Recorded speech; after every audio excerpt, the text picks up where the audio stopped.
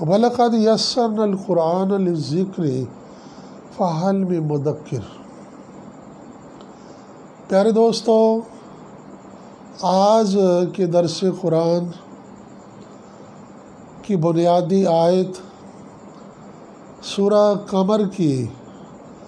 قمر کا نمبر 54 ہے 54، اور اس کی آیت ہے 17۔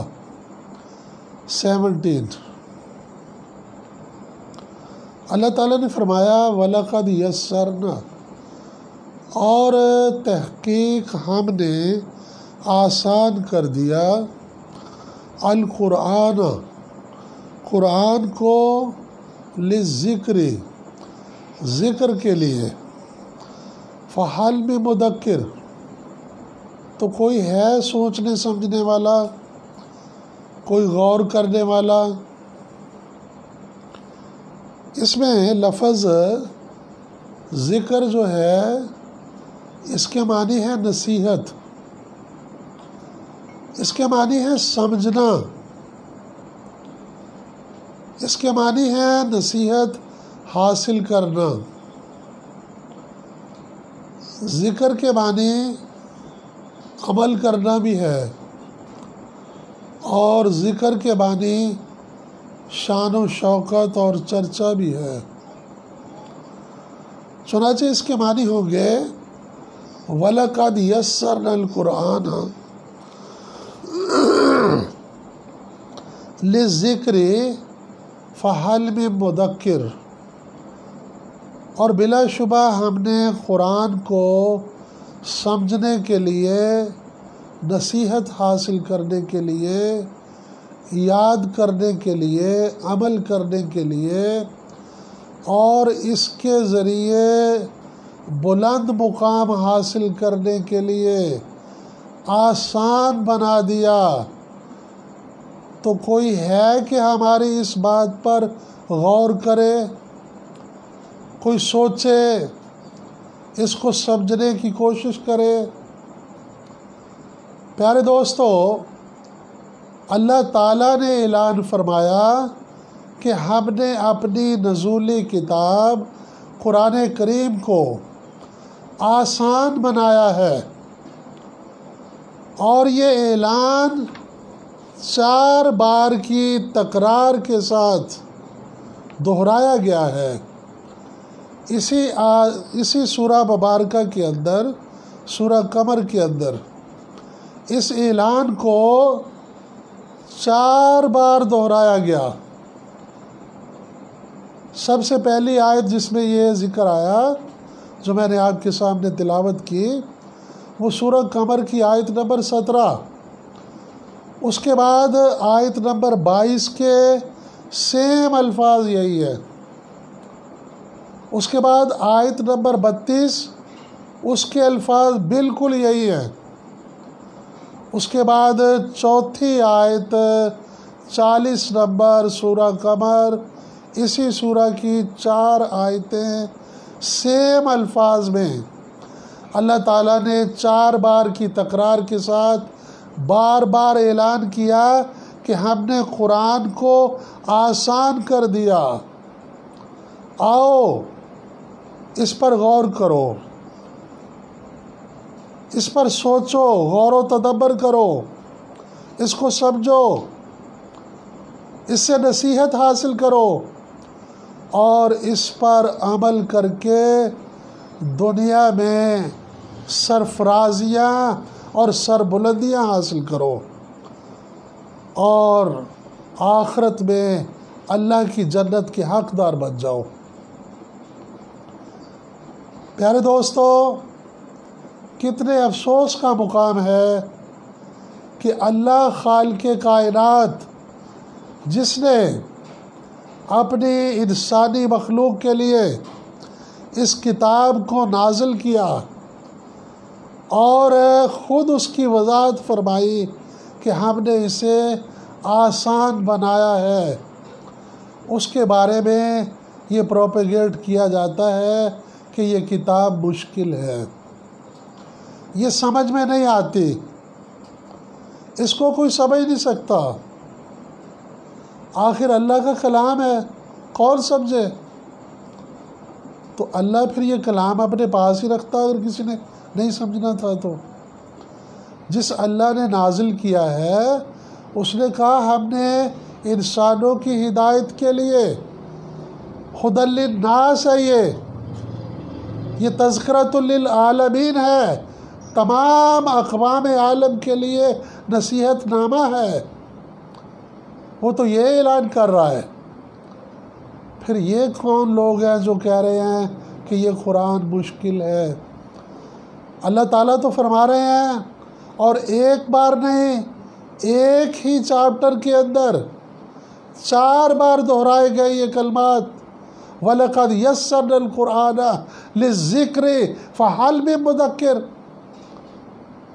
بلا شبہ ہم نے اس قرآن کو آسان بنایا سمجھنے کے لیے، نصیحت حاصل کرنے کے لیے، یاد کرنے کے لیے، عمل کرنے کے لیے، اور اس کے ذریعے سے دنیا اور آخرت کی کامیابیاں حاصل کرنے کے لیے۔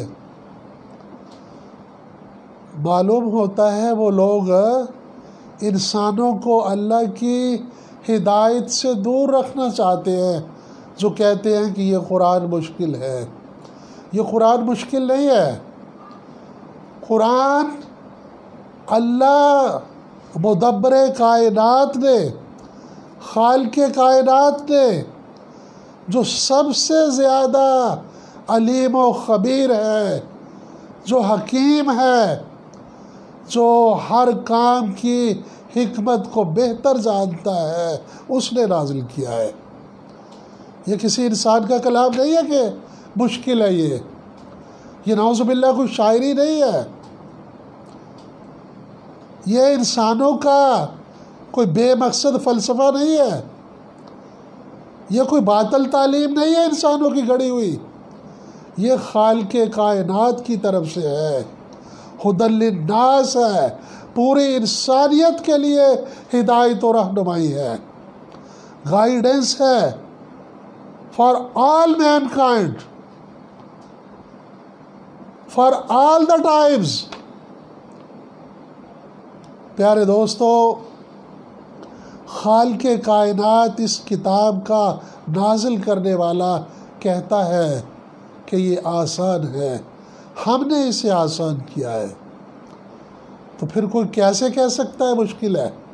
اگر کہتا ہے تو وہ از روئے قرآن غلط کہتا ہے۔ بات تو اللہ کی مانی جائے گی، نہ کہ کسی دشمن انسانیت کی جو انسانیت کو ہدی للناس سے ہٹانا چاہتا ہے، جو اس سے دور رکھنا چاہتا ہے۔ تو قرآن کریم میں تو اللہ نے دعوت دی ہے کہ ہے کوئی سوچنے سمجھنے والا، آؤ، ہم نے یہ اتارا ہی سوچنے سمجھنے کے لیے، اور غور و خوض اس لیے کرنا ہے کہ اس سے نصیحت حاصل کی جا سکے، اور نصیحت ہمیشہ عمل کے لیے ہوتی ہے، نصیحت کبھی بھی گھول کر پینے کے لیے نہیں ہوتی، کبھی لکھ کر بازو پہ باندھنے کے لیے نہیں ہوتی، نصیحت کبھی بھی گلے میں لٹکائی نہیں جاتی، نصیحت ہمیشہ عمل کے لیے ہوتی ہے، اور جو بھی نصیحت کرتا ہے وہ ہمدردی کے جذبے سے کرتا ہے۔ تو عزیز ساتھیوں، اللہ تعالیٰ تو انسان کا سب سے زیادہ ہمدرد ہے۔ اس نے جو اپنی نصیحت نازل کی ہے وہ انسانوں کی بھلائی کے لیے، ان کے سمجھنے اور عمل کرنے کے لیے۔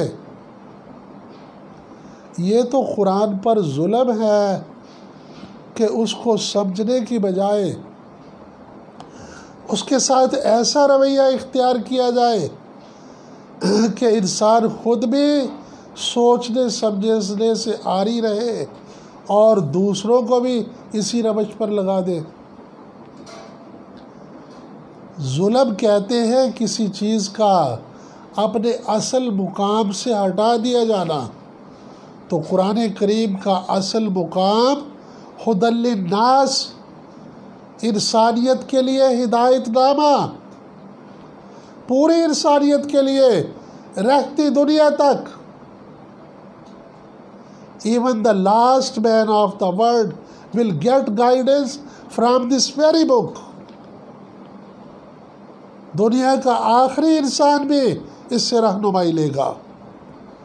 تو پیارے دوستو، یہ رہنمائی کے لیے اس کا اصل مقام یہ ہے کہ یہ گائیڈنس ہے، یہ ہدایت ہے، یہ رہنمائی رشد و ہدایت کا سرچشمہ ہے۔ تو اس کو اس مقام سے ہٹا کر جنتر منتر بنا دینا۔ جنتر منتر ایسی چیز ہوتی ہے جو سمجھی نہیں جاتی، اس کو بغیر سمجھے بڑبڑایا جاتا ہے۔ تو اس کو جنتر منتر بنا کر انسانوں کے ساتھ اور خود اس کتاب کے ساتھ ظلم کیا گیا، اس کو اس کے اصل مقام سے ہٹا دیا گیا۔ وقال الرسول یا رب ان قوم اتخذوا ھذا القرآن مہجورا۔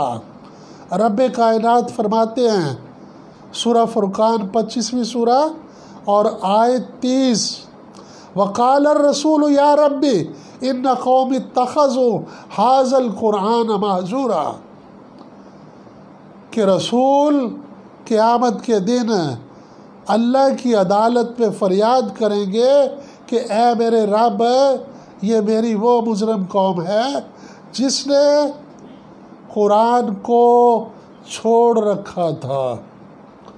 اور کس ضمن میں چھوڑ رکھا تھا؟ عمل کرنے میں۔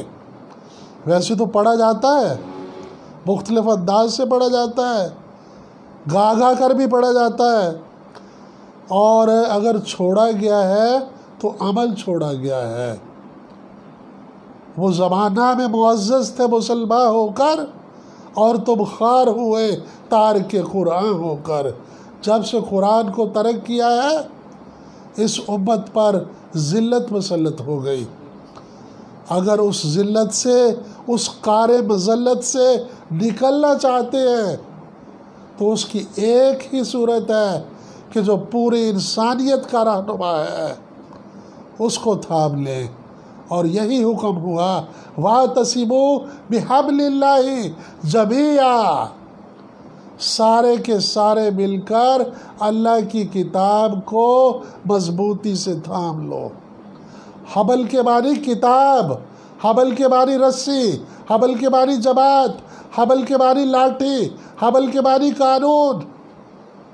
تو یہ جو نازل کیا گیا ہے یہ کتاب ہے، وَاعْتَصِمُوا بِحَبْلِ اللَّهِ جَمِيعًا وَلَا تَفَرَّقُوا، اور سارے مل کر اللہ کی کتاب کو مضبوطی سے تھام لو، یعنی اس پر عمل پیرا ہو جاؤ اور فرقہ بندی نہ کرو۔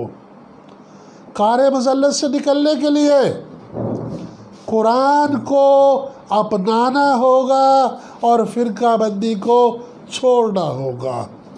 از روئے قرآن فرقہ بندی شرک ہے۔